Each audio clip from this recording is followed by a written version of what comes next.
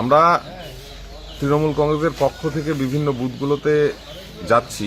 যে সমস্ত মানুষের নাম নির্বাচন কমিশন এবং বিজেপি ডিলিট করে দিয়েছে তাদের সঙ্গে কথা বলতে, তাদেরকে তৃণমূল কংগ্রেসের পক্ষ থেকে, মুখ্যমন্ত্রীর পক্ষ থেকে আশ্বস্ত করার জন্য। কারণ এই সমস্ত লোক প্রচণ্ড বিভ্রান্ত হয়ে আছে, ভয়ে আছে, আতঙ্কে আছে।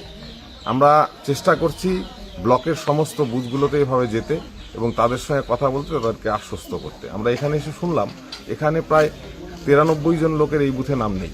তার মধ্যে যেমন মুসলিমরা আছে, তার মধ্যে রাজবংশীরা আছে এবং কিছু ওপার বাংলার লোকও আছে।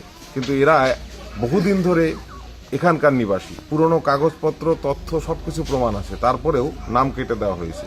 এবং বিশেষ করে যে জিনিসটা লক্ষ্য করলাম সেটা হলো ছেলের নাম উঠেছে, বাবার নাম ওঠেনি, বাবার নাম উঠেছে, ছেলের নাম ওঠেনি। এটা কেমন ব্যাপার? এটা কোন লজিক্যাল বিষয়? এটা কিভাবে করছেন নির্বাচন কমিশন?